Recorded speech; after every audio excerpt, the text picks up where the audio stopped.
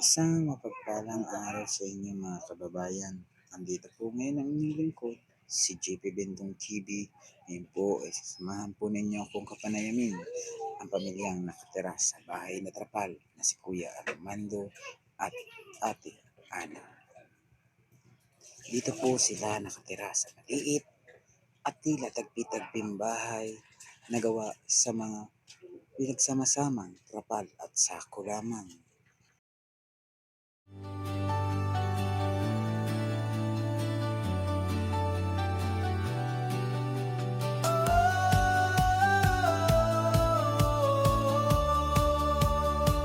Sa bawat hakbang, kabutihan ang dala. Ang umaga, so ngayon tayo sa Lucena, kung saan ay meron tayong nakita dito sa Kalandingan, tinatawag sa aming area.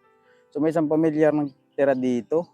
Tapos napansin ko, nag-uuling sila, tapos ay merong maliit silang bahay dito kung saan ay doon daw sila nakatira. So ating tanungin mga idol, ating alamin yung kanilang istorya at saka yung kanilang payak na pamumuhay dito sa lugar na to, kung bakit ganito yung kanilang sitwasyon. Ano? So tara mga idol, samahan niyo ako. Pala mga idol, yung kanilang bahay. Ano? So ito, dala tayong bigas. Galing pa rin sa ating sponsor yan. Galing na tayo ng Laguna. Galing akong Laguna ngayon. Dumiretso ako dito. So ito pala yung kanilang buhay. Tay, magandang umaga. So ako yung may nagpahintulot na kanina at pinayagan mo ako. So, anong pangalan mo pala, Tay? Rolando Cabo. Okay lang ilagay ko sa iyo to. Hindi naman to sasabog, ha? Ayan. Anong pangalan ulit, Tay? Rolando Incabo. Rolando Incabo. Si ate, ano po? Mag-asawa kayo? Opo. Ilang taong ka na, ate? 30. Tapos si tatay? 60? 55. 55.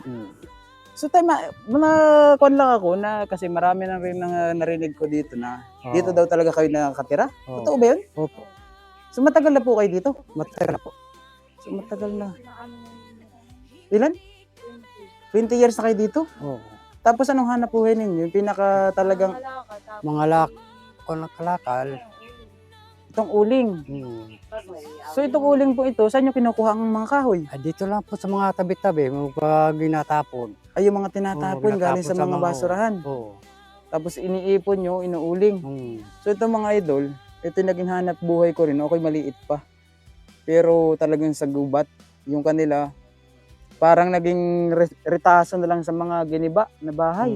Retaso na lang. Tapos sinisimot ni tatay, tapos tsaka ginagawang uling. Tapos binibenta nyo. Oo, binabinta. Magkano ang isang sako? Minsan na binabinta na dito ay 350. 350. So mga ilang araw mo naman rin bago maipon na ganun karami? Ay, isang linggo. Isang linggo. Nag-iintay ka talaga ng mga nagtatapon dito sa paligid mo? Oo, hinihintay lang. Tapos ito anak nyo? Ilan anak nyo dalawa? Ay, isa lang. Isa lang. Nag-aaral siya, hindi? Hindi pa. Hindi pa. So bali tayo kung halimbawa ay wala kang uling, ano naman yung pinagkakakitaan mo? Ay, wala. Wala na akong pagkakitaan. Maghahako na naman uli ng kahoy.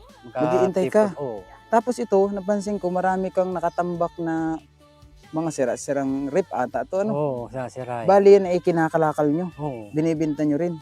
Hindi, ginalagay ko lang dito. Ginatanim ako minsan ng mga gulay. So ito po yung bahay ng tatay, Nasa trapa lang, So sa mga ating mga mga manonood, alam niyo naman na ngayon lang ulit ako naka-vlog ng ganito. So sa Mindanao, may mga ganito tayo pero grabe yung kanilang sitwasyon dito. Bali ang lupang ito sa inyo tayo, hindi sa inyo ba to? Hindi. Sa Hindi. gobyerno. Sa gobyerno din. Bali talagang kumbaga nagtira ka lang ng bahay Tira dito. lang kami dito. Buti hindi kayo pinapaalis. Hindi. Alam na kami sa barangay. Nagpaalam kayo sa barangay Alam na pati sa barangay. na nandito kayo. So paano kung halimbawa gamitin to ng gobyerno? Ay, bibigyan naman namin. Ibibigay nyo. Oo. Matanong ko lang tay. Taga saan kayo mismo? Ako'y Bacolod. Taga Bacolod. Oo. Tapos si ate? Taga Bicol. Bicol. Asan kayo nagkakilala ni ate? Dito sa Lucena. Sa Lucena na. Dito lang kami magkilala. Tapos si nanay, Ang kubo din nandun, Trapalde. ano po kayo ni ate para Kaibigan. kala ko magnanay kayong dalawa. Yung kumari ko, ang mama. Ah, Yun ang okay. bahay namin, Trapalde. Ayun, sa kanto na dun. So, ganyan din, mga Trapal. At kami Trapal wala, din. Mga wala rin. Talagang sabi la ay pobre. Sa kumbaga ay sa Bisaya, sa mahirap talaga ano. Oo. So, matanong ko tayo, yung iyong kinikita maghapon sumasapat sa inyong mag-anak. Eh, yung pinakita lang namin ay maghapon lang dito ay kon lang. Minsan ay 200. 200, 300. 300. So, asan kayo kumukuha ng tubig? Diyan po sa kabila. Diyan Okay kami- lang ating umupo ka sa tabi ni tatay. Oo, opo. Opo, nagda. Ako hindi nakapagpakilala sa inyo, ano? Kayo. Hindi ako nakapagpakilala sa inyo. Nakalive. Ako pala po si Kwan, si GP Bintong TV. So, ang trabaho ko po talaga ay maghatid ng tulong sa abot ng aking makakaya at ng aking mga sponsor. Mm. Ano, bali kanina, hinahanap po talaga kayo rito. Tinignan ko kung asan kayo lugar kasi may nagsabi na rin sa akin na meron nga daw dito. Ayan, puros pamilya na ang hanap buhay ay nangangalakal, nag-uuling. Oo. So nakita ko na itong usok, akala ko kan lang, yung sunog lang. So ako pala yung pangalan ko po sa YouTube, GP Bintong TV. Wala akong connection sa gobyerno or kahit nasa anong sangay ng ating pamahalaan. Ano, itong amin po ay kawang gawa. Kung ito bagay, oo, ito yung aming advokasya. So bali, talagang ginagawa namin yung pag-interview para malaman din ng mga sponsor ko yung inyong sitwasyon. Bakit ganito yung inyong pamumuhay? Yun ang tatanong ko tayo sa inyo. Wala ka bang ibang alam na trabaho? Wala na ako ibang trabaho. Pero nakapagtapos ka ng pag-aaral mo. Hmm. Anong grade mo matapos? Yung panahon mo? Kaya naman ako. 105. Grade 5. Tapos si ate?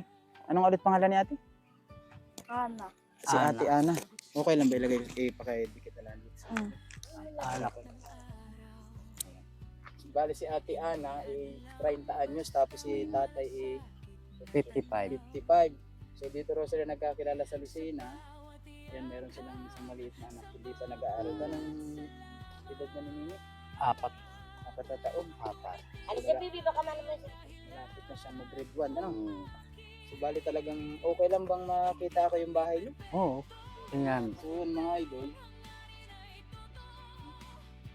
Wala bang kwan dito? Tigre? Yun. Gawa po sa trapal na pagkaliit-liit. Tapos ay yung mga kutsyon. Ano tong kutsyon nyo? Binili nyo o binigay lang?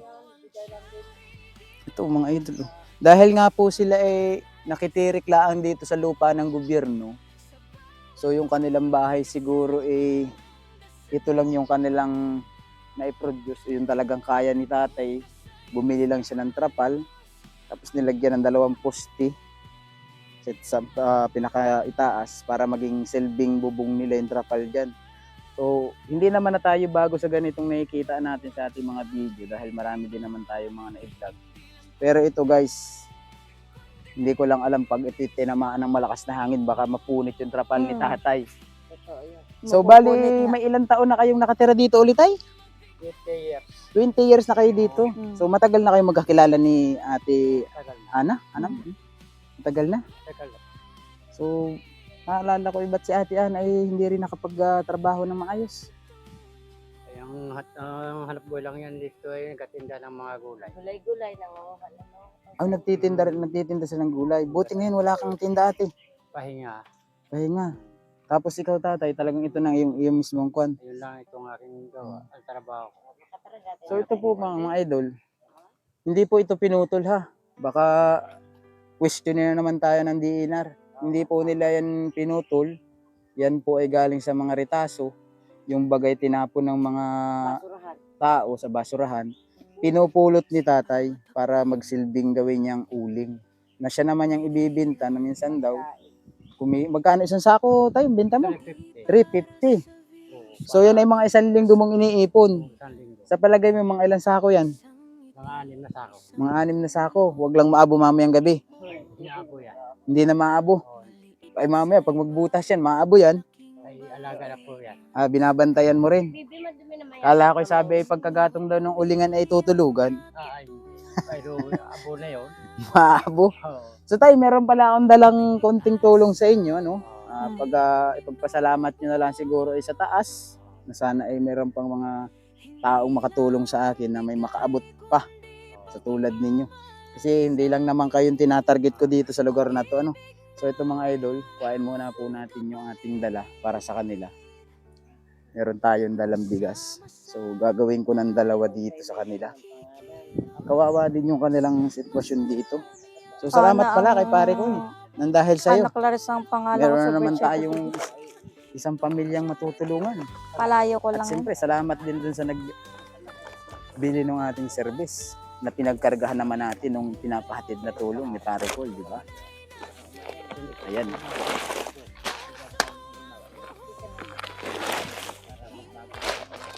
Dadaluwahin ko na po para sa kanila. Kaya kawawa naman. Meron siyang bata na maliit. Tapos talaga po yung bahay nila. Gawa po talaga sa trapal, ano? So mamaya, didetalye ko sa inyo itong maigi. So ito tayo, bigas. May bigas ka pa ba dyan? Baka hindi ka tumatanggap ng bigas. Wala problema sa amin. Walang problema kay tatay. Yan po ay galing po sa mga taong kumbaga maalalay sa akin na may mabubuting puso din. Ano? So yan pala mga idol, huwag niyo kalimutan itong i-share yung video natin para sa kanila. Ngayon lang ulit tayo nakakita dito. Naalala ko bakit meron pa dito isang bahay. May tao po dito. Wala po. Iba din ang nakatira dito. Oo, hindi pa mag-asawa. Mga kaibigan nga namin. Alam naman kami mga po. Asan ba kayo galing na kuan? Anong mga Ako naman, ay mula na naman ako. mula na ayin ay gani.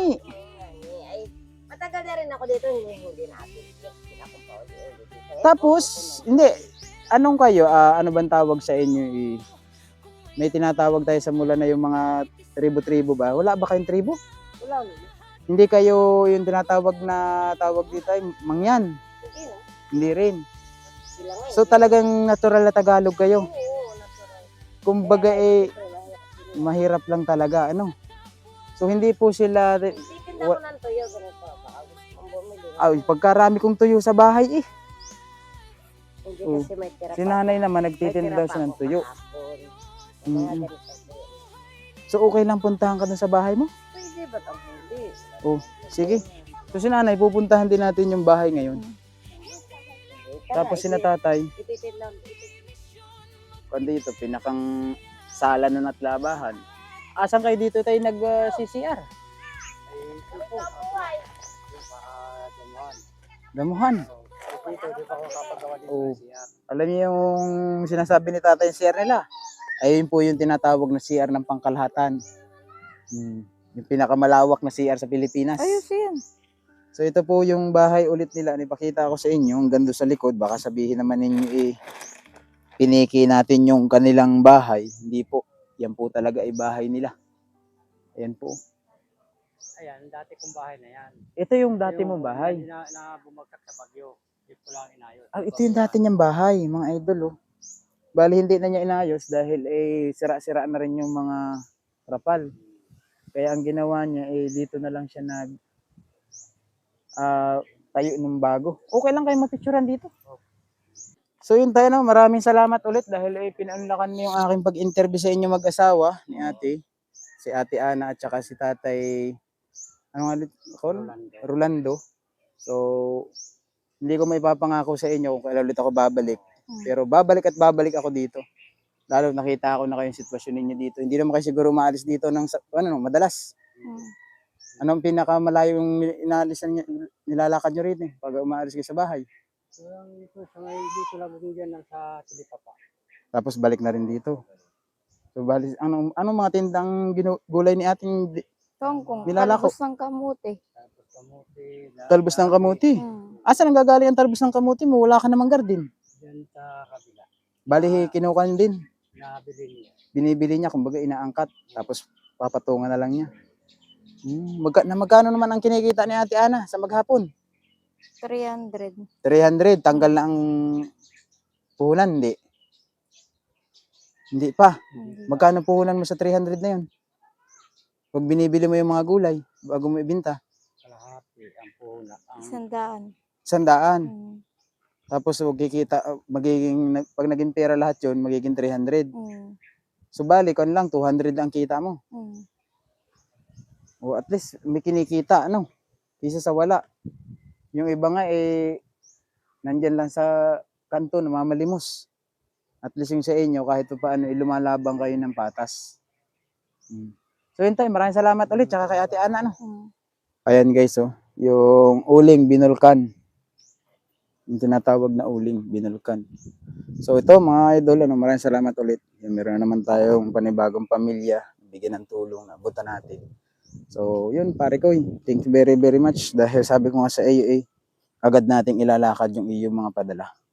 Yan mo yun. Ganito rin yung kanilang ini-extra. Oh. Bibilid sila ng isda. Tapos tinutuyo. Yun yung kanilang bahay. Oh. Tulong at pag-asa sa lahat ay ibinabahagi niya. Ngiting totoo, pag-ibig na wagas. JP Bentong TV, sa puso'y tapat. JP